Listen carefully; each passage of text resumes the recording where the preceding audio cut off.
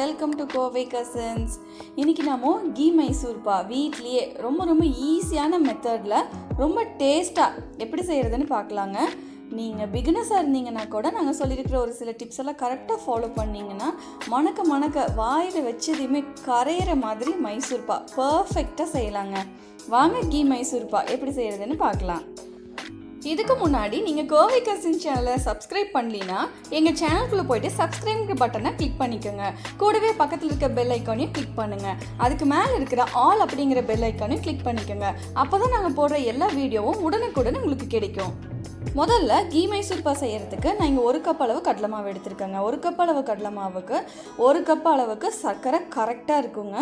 1 cup அளவு சர்க்கரைக்கு 1/2 cup அளவுக்கு தண்ணி கரெக்டாக இருக்குங்க. இந்த மைசூர்பா செய்கிறதுக்கு முழுக்க நெய் வேணும். அதுக்கு நான் இங்கே 1.5 கப் அளவு நெய் எடுத்து வச்சுருக்கேன். முதல்ல ஒரு அகலமான பேனில் 1 டேபிள் ஸ்பூன் அளவுக்கு நெய் விட்டுட்டு நம்ம எடுத்து வச்சுருக்கிற கடலை மாவை இதில் சேர்த்து நல்லா வறுத்து எடுத்துக்கணுங்க. மணம் வர வரைக்கும் வறுக்கணுங்க. அப்போ தான் கீ மைசூர்பா கரெக்டான கன்சிஸ்டன்சியில் பர்ஃபெக்டாக நம்ம செஞ்செடுக்க முடியும். இந்த மாதிரி வறுத்தெடுத்து ஆற வச்சு ஒரு சலடையில் நல்லா சுத்தமாக சளிச்சு எடுத்துக்கோங்க. இந்த மாதிரி சலிக்கும் போது கட்டி இல்லாமல் நம்மளால் மாவை கரைச்சி எடுத்துக்க முடியும். மாவை நல்லா இந்த மாதிரி சளிச்சு எடுத்ததுக்கப்புறமா நம்ம எடுத்து வச்சுருக்கிற நெய்யில் ஒரு 1/4 கப் அளவு நெய் இதில் விட்டு நல்லா கரைச்சி எடுத்துக்கோங்க. உங்களுக்கு மாவு எந்த அளவுக்கு கரைக்கிறதுக்கு நெய் தேவையோ அந்த அளவுக்கு நெய் விட்டு கரைச்சி எடுத்துக்கோங்க. இந்த மாதிரி கரைச்சி எடுக்கும்போது நமக்கு கட்டி இல்லாமல் மைசூர்பா செய்ய முடியுங்க. ஈஸியாக செய்ய முடியும். அதுக்காக தான் நம்ம முன்னாடி நெய் விட்டு கரைச்சி எடுத்துக்கிறோம். நெய் விட்டுட்டு நல்லா ஒரு துளி கட்டி இல்லாத அளவுக்கு இந்த மாதிரி கரைச்சி எடுத்து ரெடி பண்ணி வச்சுக்கோங்க. மாவை முன்னாடியே கரைச்சி எடுத்து வச்சுக்கோங்க. அதுக்கப்புறம் பாகு காய்ச்சலாம். ஒரு அகலமான பாத்திரம் எடுத்துக்கோங்க. அப்போ தான் கரெக்டாக இருக்கும். அகலமான பாத்திரத்தில் 1 கப் அளவு சர்க்கரை விட்டு 1/2 கப் அளவு தண்ணி விட்டிங்கன்னா கரெக்டாக இருக்குங்க. இந்த சர்க்கரை நல்லா கரைஞ்சி ஒரு கம்பி பதம் வர வரைக்கும் இது நம்ம நல்லா காய்ச்சி எடுத்துக்கணும். பாகு காய்ச்சிற பதம் ரொம்ப முக்கியங்க. கேஸ் ஸ்டவ்வை மீடியம் இல்லைன்னா லோ ஃப்ளேமில் வச்சுட்டு நீங்கள் காய்ச்சிக்கோங்க. கரெக்டாக ஒரு கம்பி பதம் வர வரைக்கும் காய்ச்சணுங்க. அதிக நேரம் நீங்கள் இந்த பாகை காய்ச்சி எடுத்துட்டிங்கன்னா மைசூர்பா ரொம்ப கெட்டியாயிருங்க. நல்லா பாகு காய்ச்சி இந்த மாதிரி ஒரு கம்பி பதம் எனக்கு வந்துருச்சு. இந்த ஸ்டேஜில் கேஸ் ஸ்டவ்வை லோ ஃப்ளேமில் வச்சுட்டு நம்ம கரைச்சி எடுத்து வச்சுருக்கிற கடலை மாவை இதில் சேர்த்துக்கலாம். மாவை இதில் சேர்த்துட்டு நல்லா சர்க்கரை பாகோட நல்லா மிக்ஸ் பண்ணி விட்டுருங்க.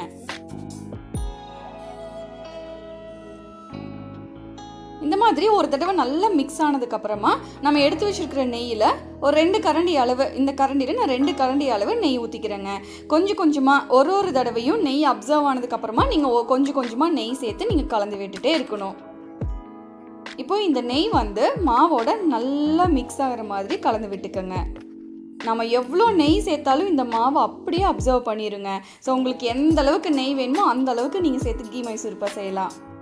ஒரு தடவையும் நீங்கள் எந்த ஸ்டேஜில் நெய் சேர்க்கணுங்கிற கன்ஃபியூஷனே வேண்டாங்க. ஒரு தடவை நெய் சேர்த்து அதை நல்லா கலந்து விடும்போது அந்த மாவு நல்லா நெய்யை அப்சர்வ் பண்ணிடும். ஒரு தடவை நல்லா அப்சர்வ் பண்ணிடுச்சுன்னா மறுபடியும் ஒருக்கா நெய் விட்டு நல்லா கலந்து விட்டுக்கோங்க. ஒரு தடவையும் நீங்கள் நெய் விடும்போது மாவுனுடைய கன்சிஸ்டன்சி மாறிட்டே இருக்குங்க. மாவு நல்லா ஒட்டாமல் நல்லா மடிப்பாக இந்த மாதிரி வருங்க. முடிஞ்ச வரைக்கும் நீங்கள் நான்ஸ்டிக் பாத்திரத்தில் செஞ்சீங்கன்னா மைசூர்பா செய்கிறது ரொம்ப ஈஸிங்க. இப்போ நான் மறுபடியும் கொஞ்சமாக நெய் விட்டு கலந்து விடும்போது பாருங்கள், நல்ல மடிப்பாக ரிப்பன் மாதிரி வருது. அதே போல் அங்கங்கே நல்லா பஞ்சு மாதிரி நல்லா பொங்கி வர மாதிரி வருதுங்க. ஒன்ஸ் அந்த மாதிரி பொங்கி வர மாதிரி வந்துருச்சுன்னா நம்ம மைசூர்பா ஃபைனல் ஸ்டேஜில் இருக்குதுன்னு அர்த்தங்க. அப்போ நீங்கள் கடைசியாக இருக்கிற எல்லா நெய்யும் ஒன்றா சேர்த்துட்டு இதை நல்லா மிக்ஸ் பண்ணி விடணும். இப்போ நான் இருக்கிற எல்லா நெய்யும் சேர்த்தாச்சுங்க. சேர்த்துட்டு இதை நான் கலந்து விடும்போது உங்களுக்கு பார்த்தாலே தெரியுங்க, நல்லா ரிப்பன் மாதிரி ஒட்டாமல் அல்வா மாதிரி வரணுங்க.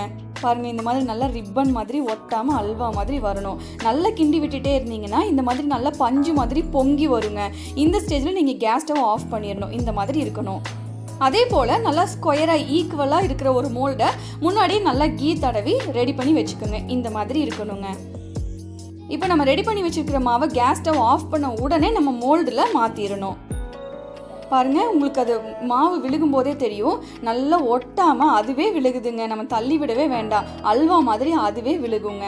இதுதான் கரெக்டான கன்சிஸ்டன்சி. இப்படி தான் இருக்கணும். அப்போ தான் நம்ம மைசூர்பா நல்லா சாஃப்டாக இருக்குங்க. மாவை மோல்டில் சேர்த்துட்டு இதை நல்லா ஈவனாக பரப்பி விட்டுருங்க. முடிஞ்ச வரைக்கும் இந்த மோல்டு நல்லா ஈவனாக ஒரு ஸ்கொயராக இருக்கிற மாதிரி எடுத்துக்கோங்க. மாவை நல்லா இந்த மாதிரி ஸ்ப்ரெட் பண்ணி விட்டுட்டு ஒரு 4 ஹவர்ஸுக்கு இது அப்படியே ஆறுறதுக்கு விட்டுருங்க. எனக்கு இங்கே 4 ஹவர்ஸ் ஆயிடுச்சுங்க. இது கலர் பார்த்தீங்கன்னா கரெக்டான கலரில் இருக்குது. அதே மாதிரி நல்லா செட் ஆகிருக்குதுங்க. இப்போ நம்ம இதை பீஸ் போட்டு எடுத்துடலாம். நல்லா பீஸ் போடும்போது நல்லா ஷார்ப்பான ஒரு கத்தி எடுத்து இந்த மாதிரி நல்லா பீஸ் போட்டு எடுத்துக்கோங்க. உங்களுக்கு எந்த ஷேப்பில் வேணுமோ நீங்கள் அந்த ஷேப்பில் நீங்கள் பீஸ் போட்டு எடுத்துக்கலாங்க.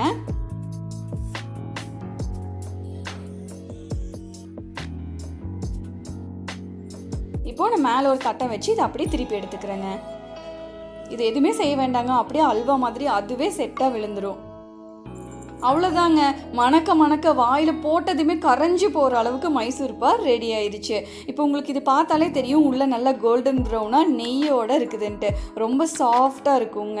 கண்டிப்பாக இந்த தீபாவளிக்கு இந்த மைசூர்பா செஞ்சு அசத்துங்க. நாங்கள் சொல்லியிருக்கிற டிப்ஸ் எல்லாம் கரெக்டாக ஃபாலோ பண்ணிங்கன்னா பர்ஃபெக்டான மைசூர்பா ஈஸியாக நீங்களே செஞ்சிடலாங்க. கண்டிப்பாக செஞ்சு ட்ரை பண்ணிவிட்டு எங்களுக்கு எப்படி இருக்குன்னு கமெண்ட் பண்ணுங்கள். கூடவே லைக் பண்ணுங்கள், ஷேர் பண்ணுங்கள், சப்ஸ்கிரைப் பண்ணுங்கள், பக்கத்தில் இருக்க பெல் ஐக்கானையும் கிளிக் பண்ணுங்கள். வேற ஒரு நல்ல வீடியோவில் ஒரு நல்ல டிஷ்ஷை ஈஸியாக டேஸ்டியாக எப்படி செய்கிறதுங்கிறத நான் உங்களுக்கு ஷேர் பண்ணுறேன். அது வரைக்கும் பை பாய்.